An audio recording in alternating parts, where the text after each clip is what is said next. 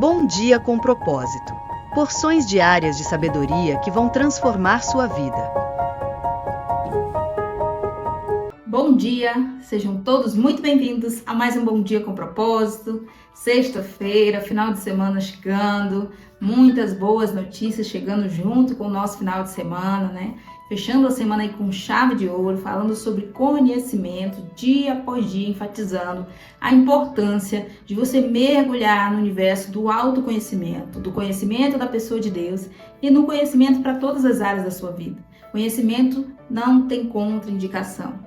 Ninguém que adquire conhecimento se arrepende de ter adquirido determinado conhecimento. Nessa manhã nós vamos enfatizar o tema, nós vamos desenrolar aqui, né, trabalhar o tema. Conhecimento define o teu destino, teu nível de preparação, teu nível de conhecimento em determinados assuntos vai definir até onde você pode chegar. Se o teu conhecimento é limitado, certamente algumas limitações você também sofrerá, ou seja, algumas experiências você deixará de viver porque não tem conhecimento em determinada área, ou porque não buscou se especializar, ou porque não buscou experiências naquilo. E quando eu falo de conhecimento, não é só cursos de graduação, ou conhecimento profissional, não. Conhecimento de um modo geral, principalmente experiências de vida, que a gente chama de conhecimento empírico, né? Viver intensamente as experiências, aprender com os mais velhos, ouvir histórias, isso tudo soma para a sua gama, bagagem, a sua grande bagagem de conhecimento. O texto que nós vamos tomar por base nessa manhã está no livro de Provérbios, você vai abrir aí comigo.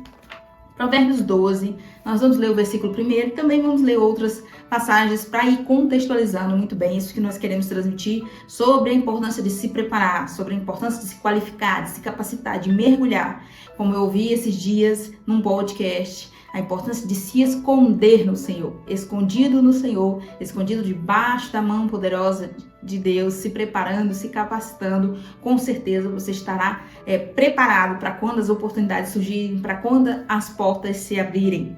Vamos ler então Provérbios 12, que diz: todo o que ama a disciplina, ama o conhecimento, mas aquele que odeia a repreensão é tolo. Uma palavra bem clara, bem simples, mas que está enfatizando a questão de ama a disciplina, então também ama o conhecimento, porque não tem como eu separar estes dois. Se eu estou focado em crescer intelectualmente, emocionalmente, espiritualmente, em amadurecer, em evoluir, então com certeza a disciplina precisa fazer parte da minha vida. E a disciplina aqui neste texto também tem duplo sentido. Eu posso aplicar como disciplina para saber hábitos, rotinas para cada dia da semana, para cada horário que eu tenho para fazer, priorizar as coisas mais importantes, entre outras coisas, sobre essa questão de rotina, ou a disciplina no sentido de repreensão. Eu preciso amar a disciplina. Em Provérbios vai falar muitos outros textos sobre isso. Amar a repreensão, amar a disciplina. Ou seja, se alguém que tem mais maturidade, que tem mais experiência de vida do que eu, vem me corrigir, eu não posso repelir ou repreender essa correção, mas eu devo recebê-la com amor e entender que essa repreensão, que essa correção vai me ajudar a amadurecer, vai me ajudar a não errar mais, vai me ajudar a evoluir. Consegue entender? Vamos ler mais um Provérbios? Está no capítulo 13, versículo 16. Provérbios 13, 16, que diz: todo homem prudente age com base no conhecimento. Todo homem prudente age com base no conhecimento.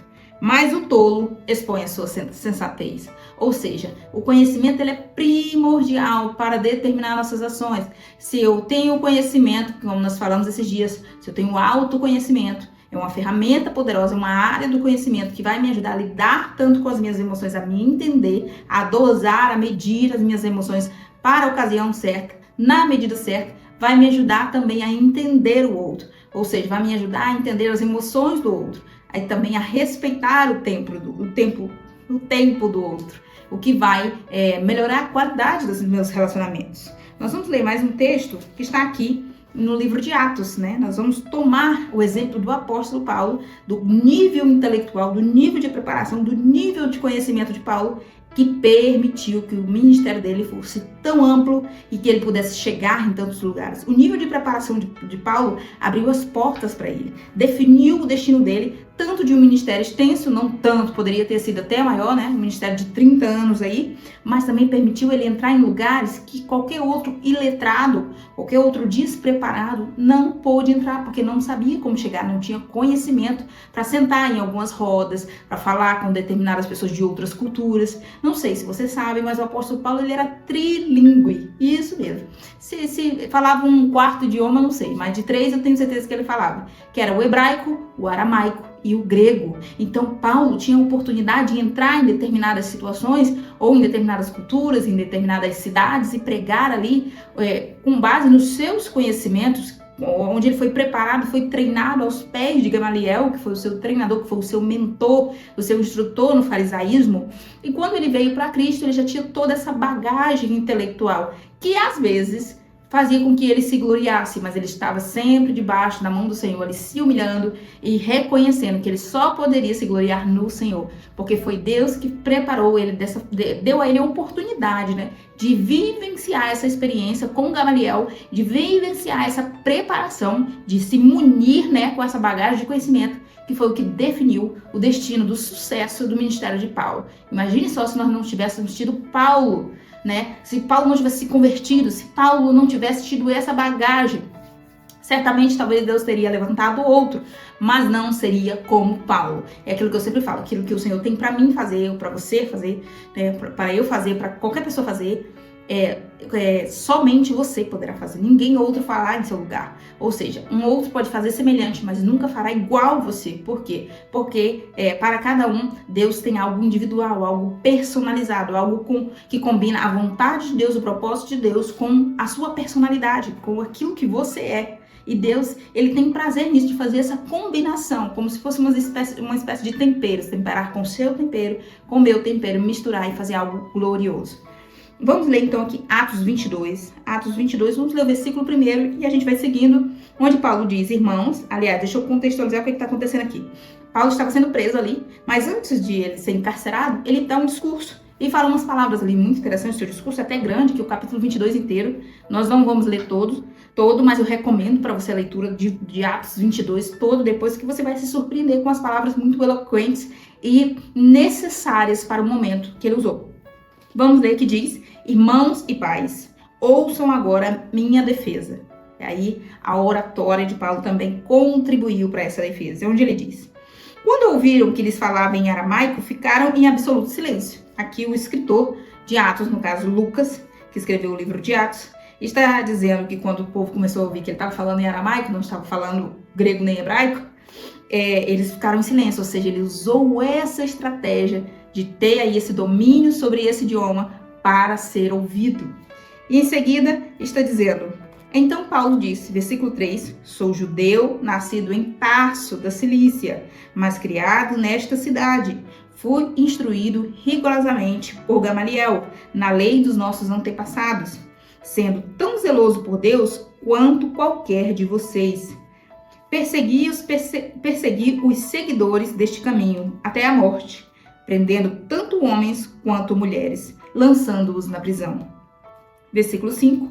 Como podem testemunhar o sumo sacerdote e todo o sinédrio, dele cheguei a obter cartas para seus irmãos em Damasco, e fui até lá, a fim de trazer essas pessoas para Jerusalém como prisioneiras para serem punidas.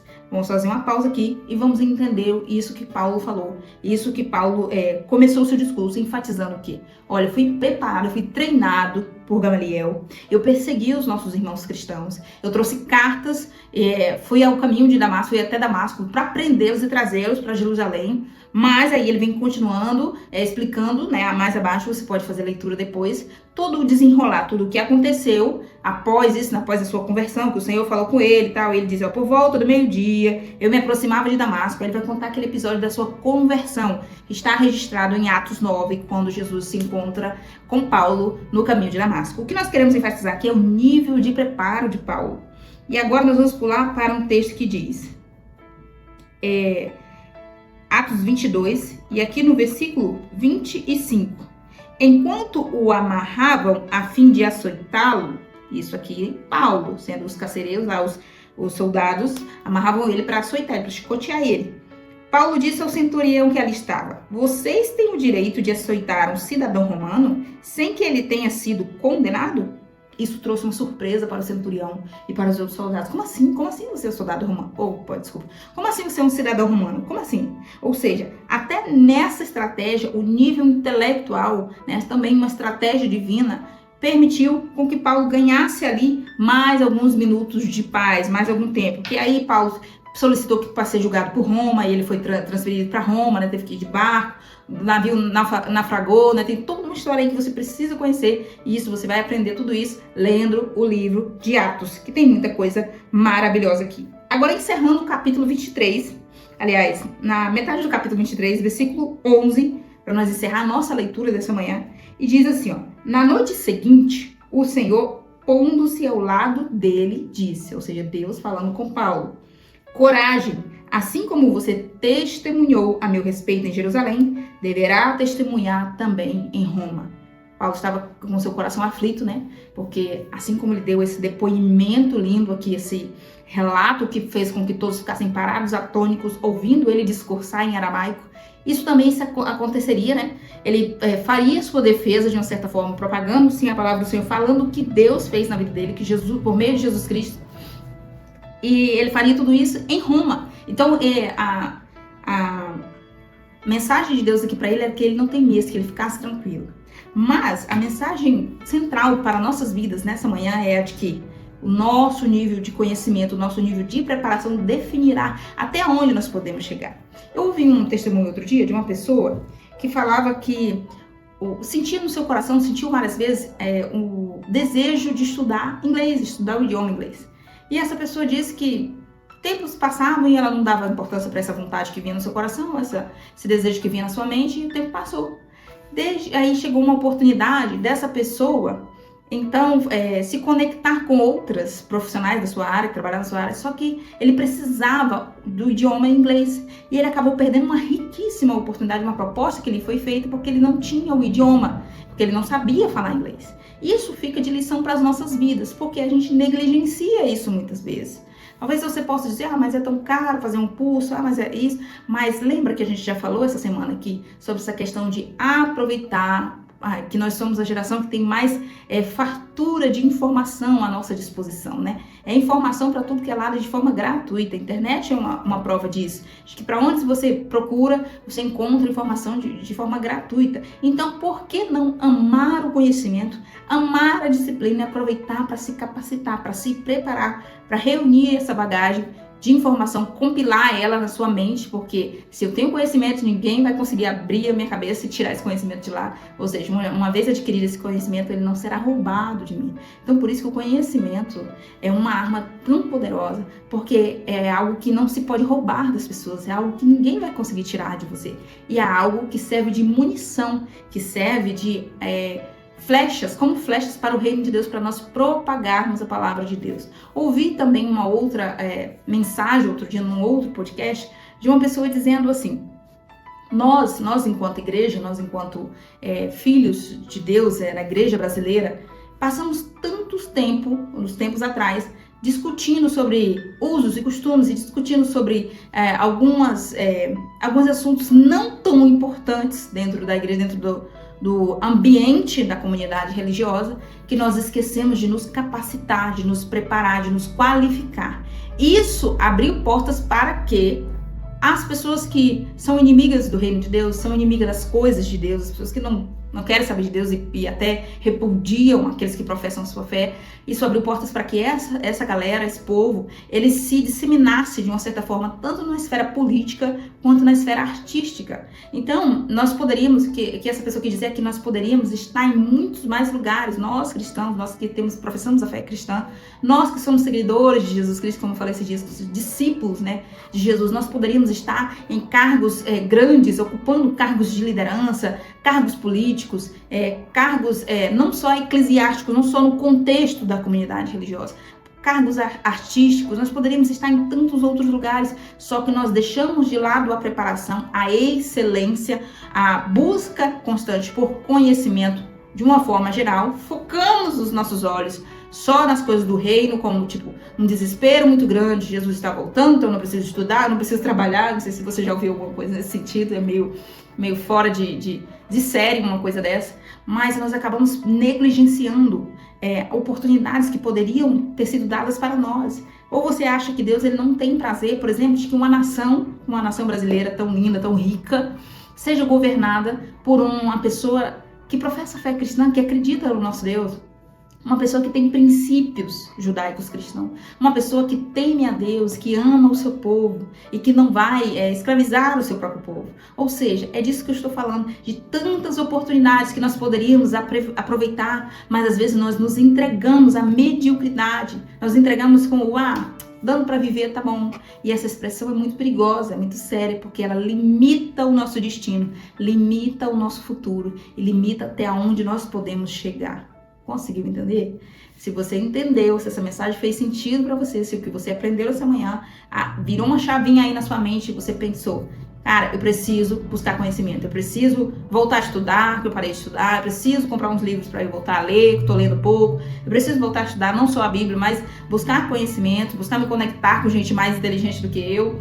Então, se isso fez sentido para você, então eu convido você a curtir esse vídeo, copiar o link dessa live, encaminhar para alguém que precisa saber disso, que precisa despertar nesse ano de 2025, programar, desenhar sua rotina para encerrar esse ano muito melhor do que encerrou o ano passado. Encerrar esse ano com vitórias, com conquista, com metas cumpridas, objetivos bem estabelecidos e alcançando, ou seja, evoluindo, avançando, porque se colocou diante de Deus com fé, mas fez a sua parte, assim como o Senhor disse, por exemplo, para Josué, foi forte, foi corajoso, foi resiliente, se esforçou, foi à luta, fez a sua parte. Não se esqueça, Deus não vai fazer a nossa parte por nós, Ele faz a dele e nós fazemos a nossa. Vamos orar? Quero convidar você nesse momento a colocar seu pedido de oração aqui no chat ou nos comentários e eu vou estar orando por você. Em nome de Jesus, vamos orar. Senhor Deus Todo-Poderoso que está no céu, em nome de Jesus, teu Filho, nós entramos em oração nesse momento. Eu apresento todos quanto me ouvem, aonde essa pessoa estiver, na sua casa, no seu trabalho, na rua. Eu peço que o Senhor guarde essa pessoa, que a sua mão poderosa esteja sobre a sua vida. Eu peço que o Senhor repreenda nesse momento toda a inveja, toda a fofoca, toda a mentira, toda a intriga, toda a dissensão, tudo aquilo, Senhor, que sirva de armadilha para destruir a vida dessa pessoa, para paralisá-la, para desanimá-lo, para colocar, Senhor, essa pessoa para baixo, para destruir a sua imagem. Em nome de Jesus, eu peço a proteção do Senhor sobre a sua vida, sobre o seu nome.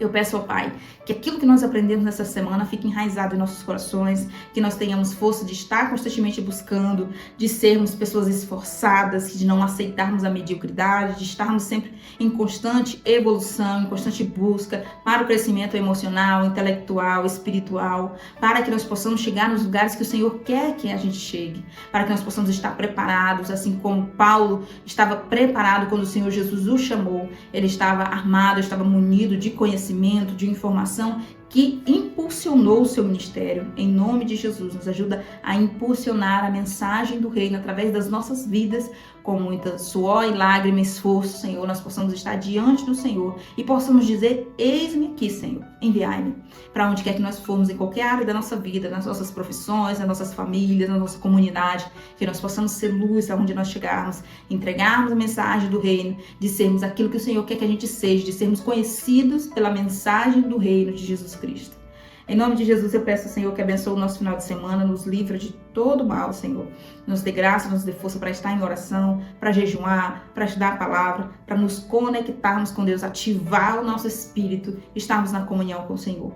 Livra-nos de todas as ciladas do nosso adversário, nos dá um fim de semana abençoado. Em nome de Jesus é o que nós te pedimos. Amém.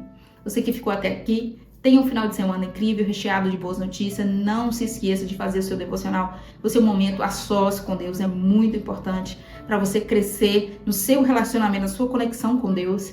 Deus abençoe a sua vida de uma forma especial. Eu espero você na segunda-feira, às 6h01 da manhã.